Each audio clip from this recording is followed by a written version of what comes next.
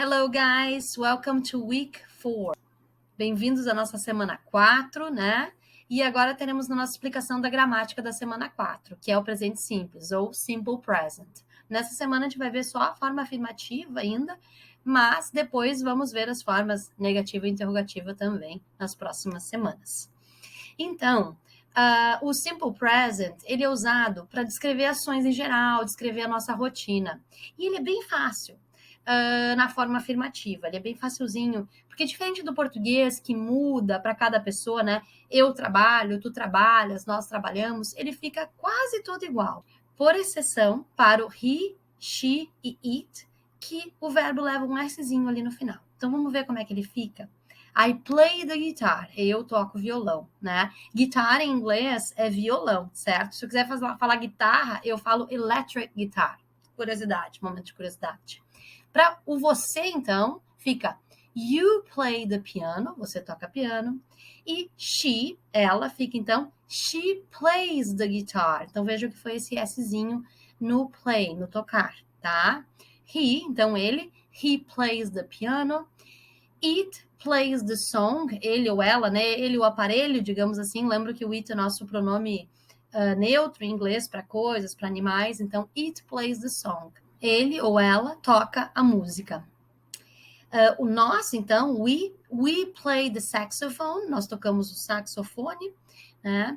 You play the flute, vocês tocam flauta. E eles, né? They play the keyboard, eles tocam teclado. Lembrando que o you, né, fica igual, se for para você, you play the piano, você toca piano, e you play the flute, vocês tocam flautas, fica entendido no contexto. Eu tô falando com uma pessoa ou mais de uma pessoa para ver se é you de você ou vocês, tá?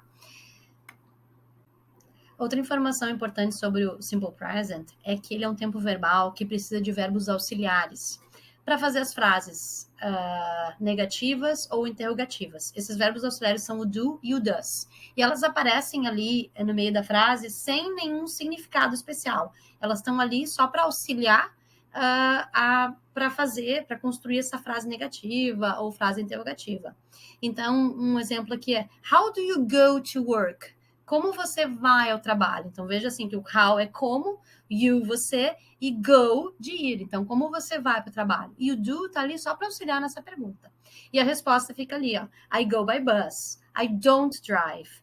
E aqui o do se juntou com o not, né? Para falar don't, que eu não dirijo. I don't drive.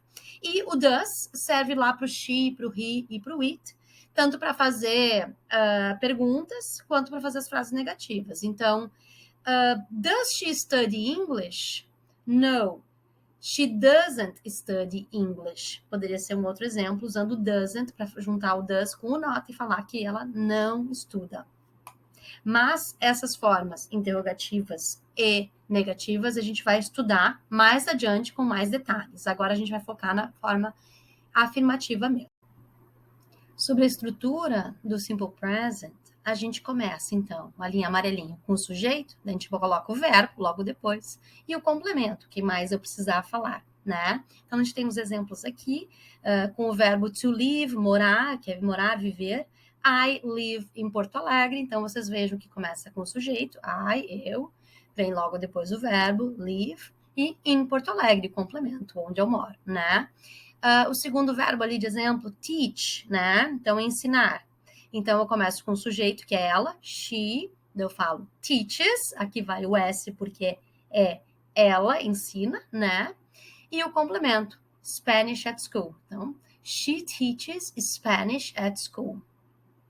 E o nosso terceiro exemplo aqui, então, o sujeito é eles, they, o verbo é to prefer, preferir, então, they prefer Chinese food. Por último, aparece o complemento ali, que é Chinese food.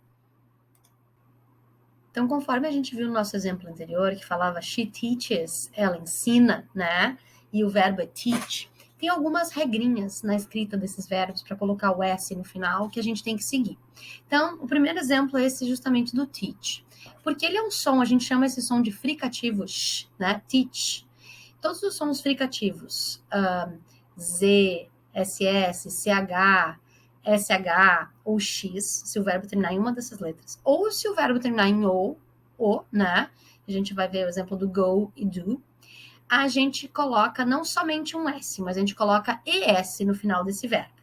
Então, por exemplo, push, que é empurrar, fica pushes, tá? Não se preocupem em falar esse E quase mudo, tá? Kiss, então fica kisses. Go fica goes. Fix fica fixes. Teach fica teaches. E watch fica watches. Então, vocês ficam fazendo o som de us, né? Então, fica o exemplo ali. I watch TV in the evening. She watches TV. Certo? No caso, então, de verbos terminados em Y, se ele for precedido de consoante, a gente tira esse Y e entra um IES. Então, por exemplo, fly fica flies, mas veja que a pronúncia é só de S. Study fica studies.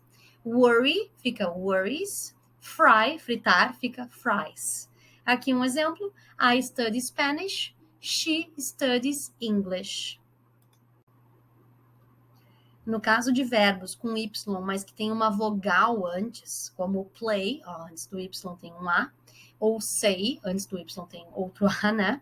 A gente só coloca o S. Vale a regra normal de colocar o S no final. Então, say fica says, e atenção para a pronúncia que não fica says, tá? Fica says.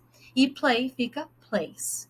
Então, só atenção no say, fica say, I say, e she says, tá? Muda um pouquinho a pronúncia. Aqui tem outro exemplo que é I play basketball, he plays tennis. E ainda falando das exceções desses verbos que levam o S no final, é o have, tá? O have, então, ele fica, digamos, uma forma irregular, ele vira has. O exemplo fica aqui, I have a dog, she has 2 cats. Resumindo, então, nossas informações sobre Simple Present ou Present Simple, a gente viu que esse tempo verbal serve para descrever ações no geral ou descrever a rotina. A estrutura desse tempo verbal é que leva um S na terceira pessoa do singular, no she, no he, no it. O restante das pessoas, o verbo fica normalzinho ali, sem o to na frente. A estrutura, então, a gente começa com o sujeito, depois tem o verbo principal e o complemento. Por exemplo, I work in the morning. I, o sujeito, work, o verbo, e in the morning, de manhã, como complemento. Os verbos auxiliares, então, são outra característica deste tempo verbal, que a gente vai estudar mais adiante, mas que servem para auxiliar esse verbo nas questões interrogativas, nas frases interrogativas e nas frases negativas. Como o exemplo aqui, how do you go to work? I go by bus. I don't drive. Então, aquele do lá na pergunta, how do you go? Que está me auxiliando para construir a pergunta, sem significado nenhum. E o I don't drive, que juntou o do com o not para dizer não. E o segundo exemplo ali, she doesn't study Spanish, sendo que a gente tem esse verbo auxiliar e fica does para she, he, it, na terceira pessoa do singular, juntou com o not, virou doesn't. Então, espero que tenha ficado claro. Bons exercícios aí de prática deste tempo verbal.